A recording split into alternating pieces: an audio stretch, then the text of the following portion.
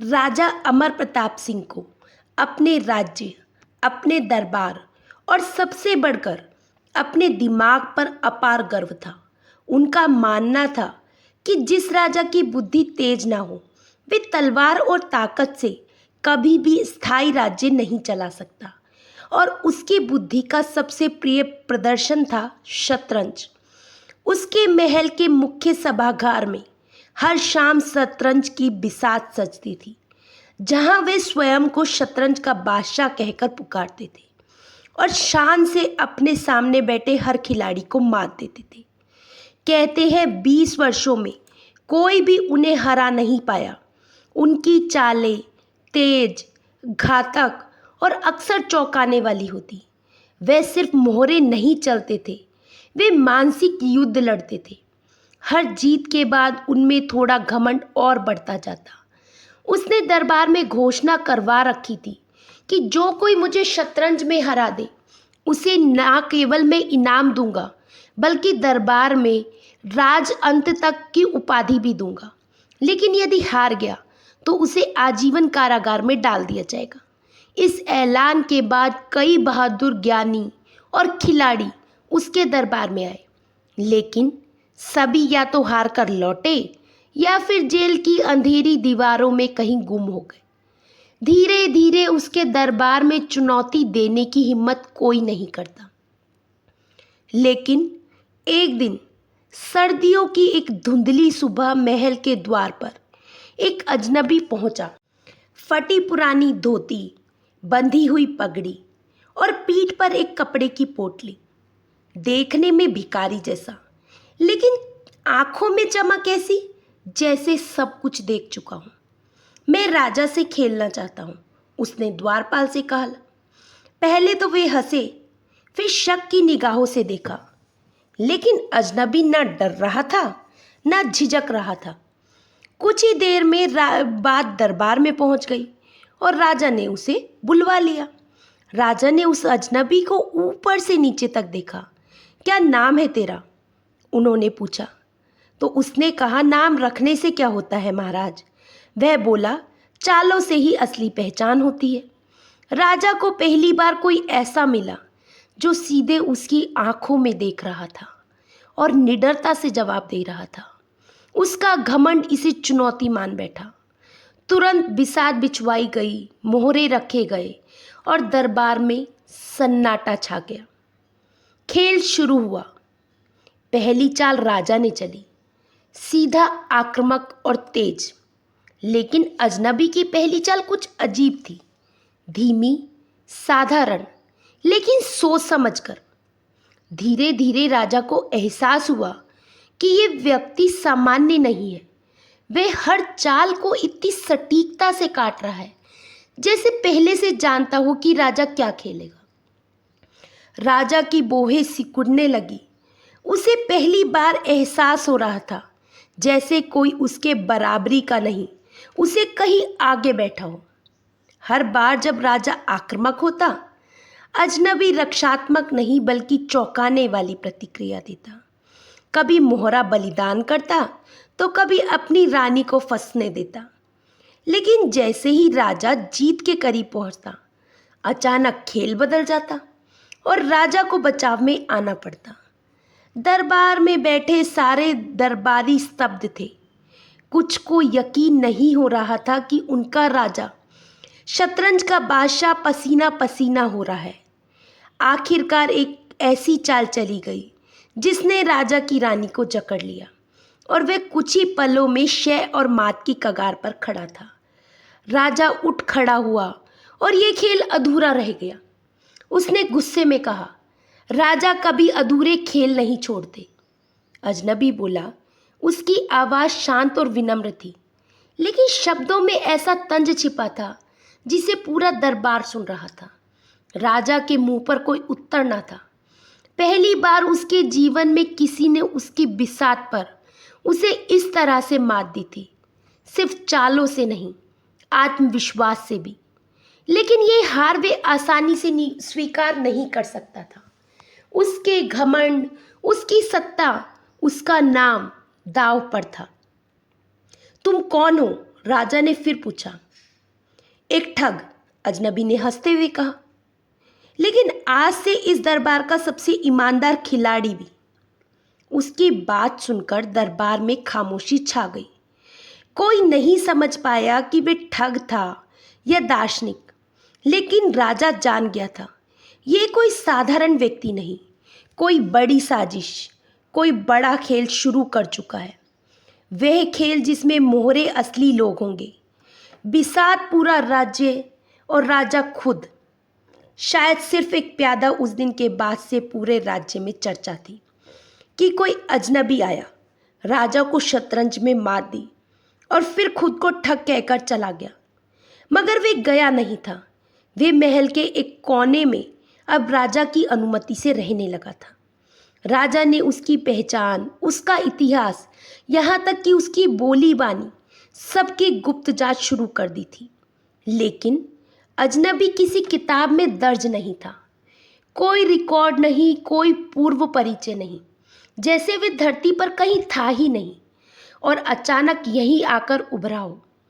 राजा ने उसका नाम जानने की जिद की तो वे मुस्कुरा कर बोला, नाम वे चीज़ है जो लोग मरने के बाद याद रखते हैं। जीते जी पहचान सिर्फ काम से होती है। राजा को ये उत्तर भीतर तक चुभा, लेकिन फिर भी उसने ठग को दरबार में बैठने की अनुमति दे दी, इस शर्त पर कि वे प्रतिदिन किसी न किसी राजकाज में सलाह देगा। धीरे धीरे ठग ने दरबार के हर कोने को समझना शुरू कर दिया। वह चुप रहता पर सब कुछ देखता। उसकी आंखें सिर्फ दरबारियों पर नहीं, सैनिकों, सेवकों और रसोइया तक की गतिविधियों पर रहती। वे किसी से ज़्यादा नहीं बोलता, पर जब बोलता तो सब सुनते। राजा को उसकी सलाहें पसंद आने लगी थी। वह गुड़ बातें करता, कई बार प्रतीकात्मक शब्दों में ऐसी बात कह जाता जो राजा को कई दिनों तक सोचने पर मजबूर कर देती। धीरे धीरे राजा उसे राज सचिवों की बैठक में बुलाने लगा और कभी कभी गुप्तचर विभाग की योजनाओं पर भी उसकी राय लेता। पर राजा को अंदाजा नहीं था कि जिस चतुराई से वे दरबार में अपनी चालें चल रहा था, उसी चतुराई से कोई और उसे मोहरा बना रहा था।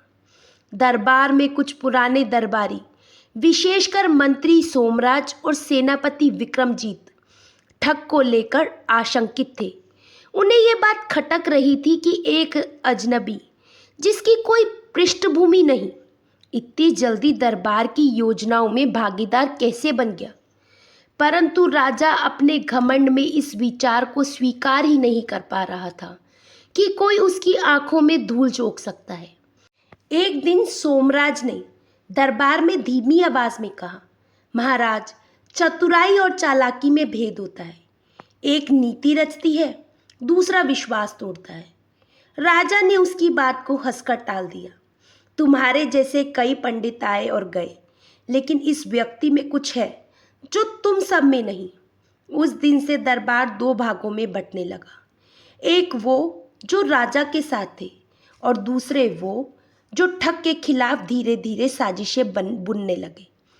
सोमराज और सेनापति ने कुछ गुप्तचर भेजे ताकि ठग की असलियत जानी जा सके, लेकिन भेजे गए लोग या तो लौटे ही नहीं, या लौटे तो उन्होंने सिर्फ यही कहा, उसके बारे में जानना आसान नहीं। इधर ठग ने भी अपनी चालें तेज कर दी। उसने महल में काम करने वाले नौकरों, रसोइयों और यहाँ तक कि हाथी और घोड़े की सेवा करने वाले से मित्रता कर ली। वे किसी की समस्या सुनता, समाधान बताता और धीरे धीरे लोगों का विश्वास जीतता गया। अब वे सिर्फ राजा का चहीता नहीं, पूरे महल का सबसे बुद्धिमान और रहस्यमय व्यक्ति बन गया।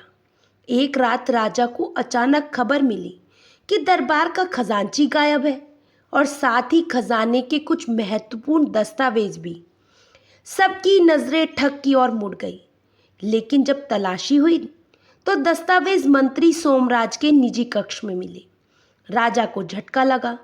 क्या वाकई उसका पुराना मंत्री उसके खिलाफ साजिश कर रहा था? राजा ने बिना पूरी जांच के सोमराज को कैद करवा दिया। सेनापति विक्रमजीत ने विरोध किया, लेकिन राजा पूरी तरह से ठग की बातों पर भरोसा करने लगा था।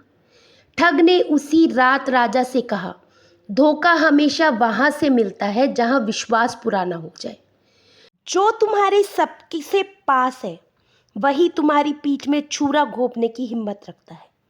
राजा ने सिर हिलाया, लेकिन उसे एहसास नहीं हुआ कि ये शब्द सिर्फ ज्ञान नहीं थे, बल्कि एक लंबी साजिश की बुनियाद थे।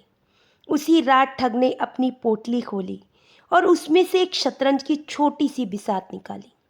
उसने राजा के और दरबारियों के नाम मोहरों पर लिखे और फिर खुद का नाम सबसे आखिर में सबसे ऊपर लिखा।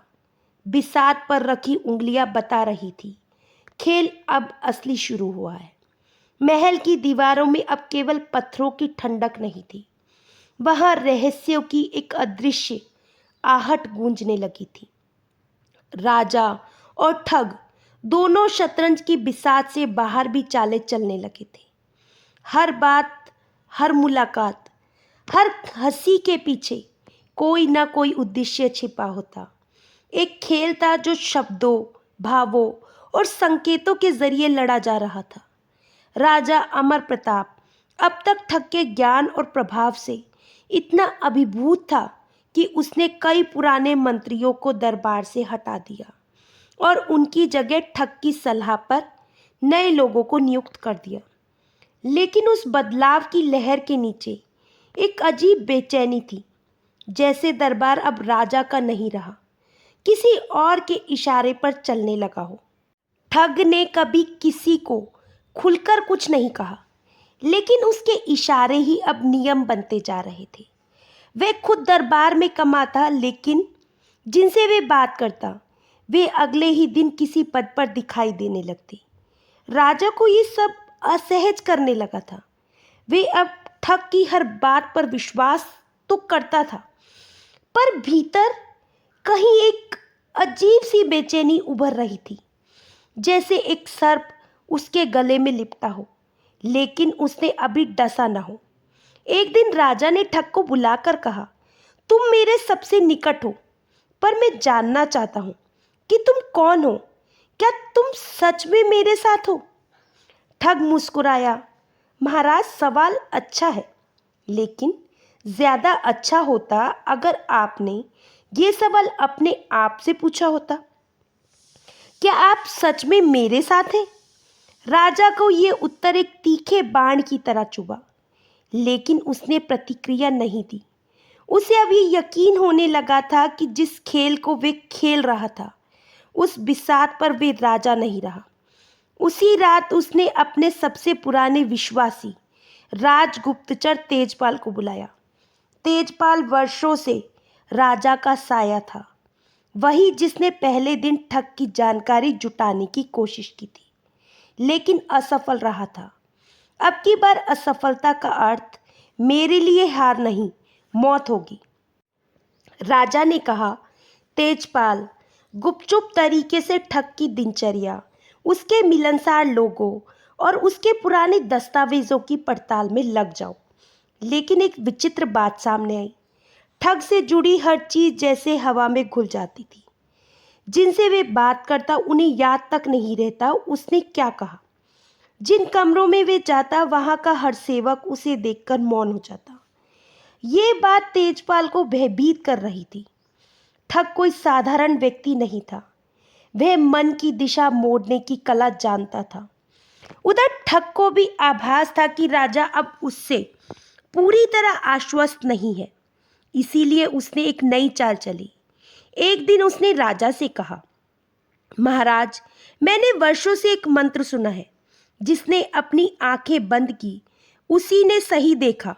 चलिए कुछ समय के लिए आप अपने शासन से हट जाइए, किसी और को अवसर दीजिए और देखिए क्या होता है।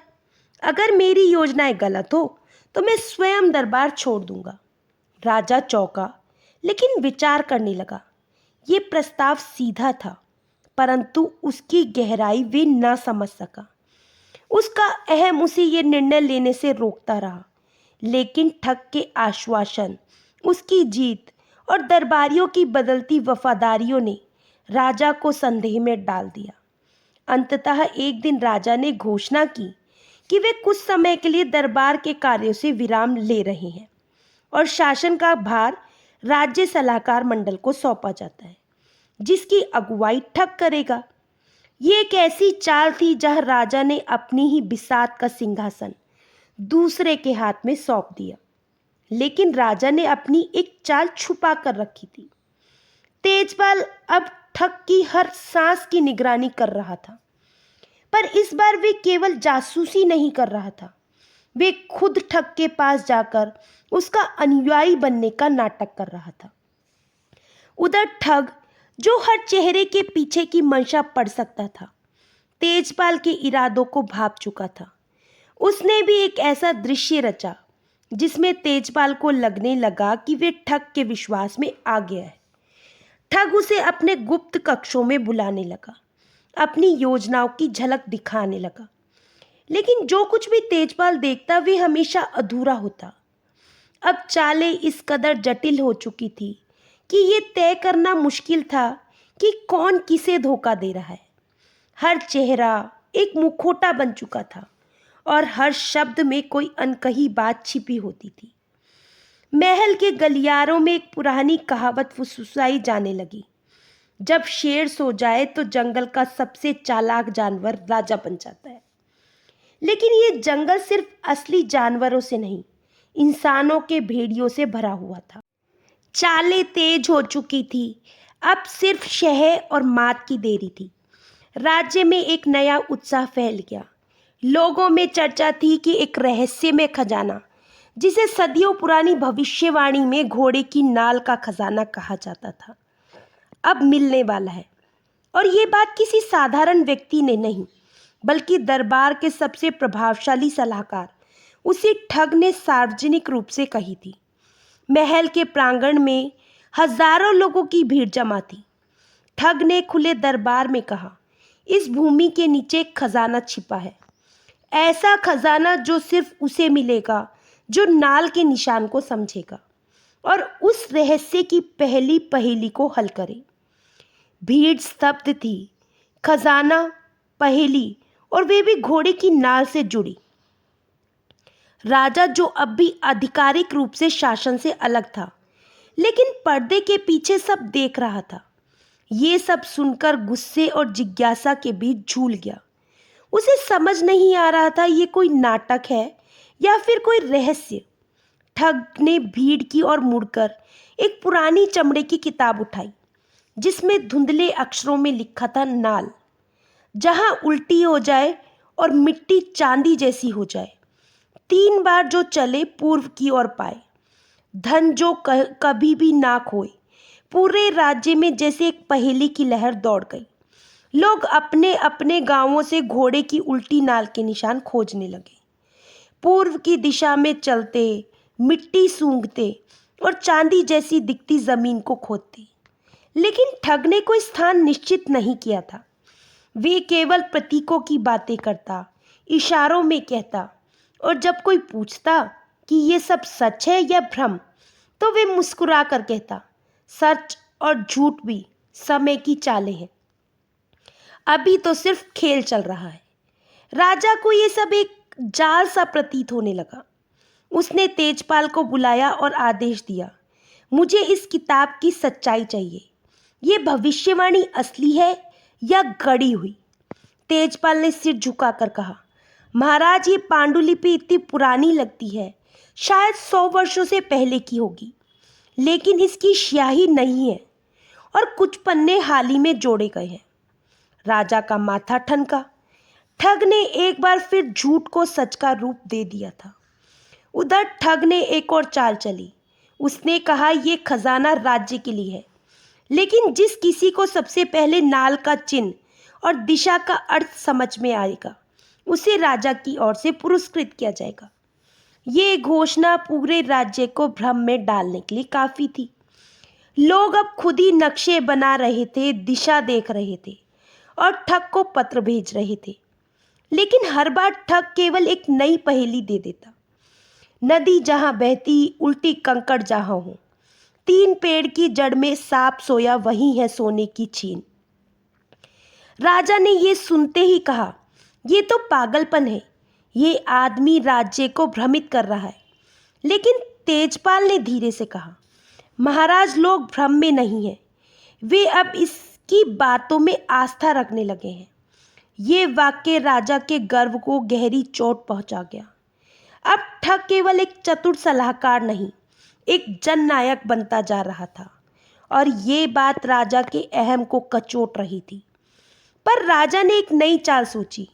उसने तेजपाल को आदेश दिया कि वे खुद एक नाल और खजाने का स्थान झूठा खोज निकाले और पूरे राज्य में फैलाए कि वे खजाना राजा के पूर्व सैनिकों द्वारा खोजा गया था।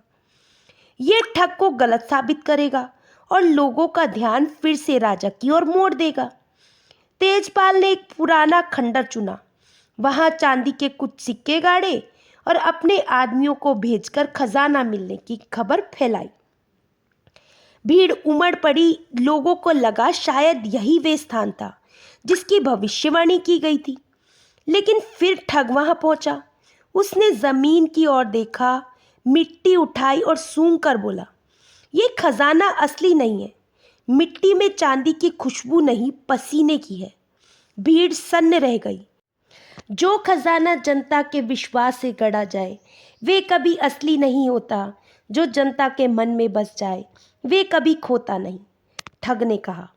राजा ये सुनकर बौखला गया। उसका जाल खुद पर उल्टा पड़ गया था और अब ठग ने सबसे अंतिम और सबसे रहस्यमयी पहेली सुनाई। जिस नाल में घोड़ा थमता नहीं, जहाँ राजा की आंखें बंद हो, वही सोया, वही खजाना है जो किसी का नहीं पर सबका हो। ये सुनते ही दरबार और राज्य के बुद्धिजीवी एक नई बहस में उलझ गए। ये पंक्तियां किस और इशारा कर रही थी, लेकिन राजा अब जान चुका था कि ठग केवल शतरंज नहीं, मनुष्य की आकांक्षाओं से खेल रहा था। पर क्या वे उसे मात दे पाएंगे या वे स्वयं इस पहेली में उलझ जाएंगे? दरबार अब पहले जैसा नहीं रह गया था। ठग के इशारे पर चलता। राज्य जनता की आंखों में उसकी बढ़ती महत्ता और राजा के आत्मसंदेह ने पूरे शासन को एक असमंजस की अवस्था में पहुंचा दिया था। जहां पहले हर प्रश्न का उत्तर राजा से शुरू होता था, अब हर दिशा उस ठग पर आकर ठहर जाती थी। लेकिन एक बात थी जिसे राजा ने कभी नहीं छोड़ा, अपना गौरव। और इसी गौरव को बचाने की लड़ाई अब निर्णायक मोड़ पर आ पहुंची थी। तेजपाल, जो लगातार ठग की गतिविधियों पर नजर रखे हुए था, एक रात चुपचाप राजा के पास पहुंचा और कहा, महाराज, मुझे एक दस्तावेज मिला है जो पूरे घटनाक्रम को पलट सकता है। राजा की आंखों में चमक आ गई। दस्तावेज एक पुराने महल के तहखाने से मिला था, जहां केवल शाही परिवार को प्रवेश की अनुमति थी। कागज के उस पन्ने पर लिखा था, सिंहासन का उत्तराधिकारी वही है जो आखिरी पहेली की असली व्याख्या कर सके, क्योंकि वही समझेगा कि नाल क्या है, खजाना क्या है और जनता क्या चाहती है। राजा अब सब कुछ समझ चुका था। ये ठग केवल सत्ता पर काबिज नहीं होना चाहता, वे राजा की पहचान को चुनौती दे रहा था। उसी समय दरबार में एक विशेष सभा बुलाई गई। इस बार जनता को भी आमंत्रित किया गया। सिंहासन के सामने राजा और ठग आमने सामने खड़े थे। पूरे राज्य की आंखें एक ही प्रश्न पर टिकी थी कि राजा कौन है। राजा ने ठग से कहा, तूने मेरी प्रजा को मोहित किया, भविष्यवाणी रची, खजानों के भ्रम फैलाए, लेकिन क्या तू जानता है कि असली राजा कौन होता है? ठग मुस्कुराया। उसने कहा, राजा वे होता है जिसे लोग राजा माने, जिसकी बातों से लोग जीवन जीने लगे और जिसकी कल्पनाएं लोगों को हकीकत बन जाए। ये सुनकर जनता में फिर एक लहर उठी, क्या यही असली राजा है? लेकिन तभी राजा ने वे पुराना दस्तावेज निकाला और कहा, सच्चा राजा वे होता है जो भ्रम नहीं, उत्तर दे। आखिरी पहेली का अर्थ बता, तभी मैं तुझे राजा मानूंगा। ठग कुछ पल शांत रहा, फिर बोला, जिस नाल में घोड़ा थमता नहीं, मतलब वे जगह जहां सत्ता की भूख कभी नहीं रुकती, जहां राजा की आंखें बंद हो, यानी जब सत्ताधारी अपने ही राज्य को देखने से इनकार कर दे। वही सोया वे खजाना है, जनता की शक्ति जो किसी का नहीं पर सबका हो, वही खजाना है जो राजा से नहीं प्रजा से चलता है। पूरा दरबार एकदम शांत हो गया। राजा ने धीरे से अपनी मुकुट उतारी और जनता की ओर देखा। लेकिन ये उत्तर सही है तो मैं राजगद्दी से हटता हूँ, लेकिन एक सवाल का जवाब दे, तू कौन है? ठग ने पहली बार अपने चेहरे से मुस्कान हटा ली, फिर धीरे से कहा, मैं हूँ जिसे तुमने कभी बचपन में सिंहासन से दूर किया था। मैं तुम्हारा सौतेला भाई हूँ जिसे महल से निकाल दिया गया था क्योंकि मेरी माँ रानी नहीं थी। राजा की आंखें फटी की फटी रह गई। बचपन की धुंधली यादें एक एक कर जहन में उभरने लगी। तू विक्रम है, वही विक्रम जिसने तुमने ठग समझा, लेकिन मैंने ठगा नहीं। मैंने दिखाया कि जनता किसके साथ खड़ी होती है। अब सवाल सिर्फ सिंहासन का नहीं था, सवाल ये था कि सच्चा राजा वे है जिसे खून का अधिकार मिला हो या वे जो जनता के दिल में बसा हो। दरबार में मौन टूट चुका था। जनता की आवाज गूंज उठी, विक्रम ही राजा है। राजा ने मुकुट विक्रम के सिर पर रख दिया, लेकिन जाते जाते एक वाक्य कहा, तू जीत गया, लेकिन याद रख, बिसात पर जीतना और जीवन में राजा होना दोनों अलग है। विक्रम मुस्कुराया और बोला, राजा बनकर क्या करूँगा? अब तो मैं समझ चुका हूँ, सबसे बड़ी सत्ता अपने मन पर होती है। एक ठग जिसने चालों से नहीं, समझ से राज्य जीता, और एक राजा जिसने हार कर भी गरिमा नहीं छोड़ी। ये कहानी केवल एक राजा और एक ठग की नहीं है, ये मनुष्य के अहम, बुद्धिमत्ता और चालाकी के बीच चलती एक गहरी बिसात थी। ठग ने हमें सिखाया कि असली शक्ति सिर्फ गद्दी या ताज में नहीं, बल्कि सोच, समझ और जनता के विश्वास में होती है। राजा ने सिखाया कि हार मानना कमजोरी नहीं, बल्कि आत्मबोध की सबसे बड़ी निशानी हो सकती है।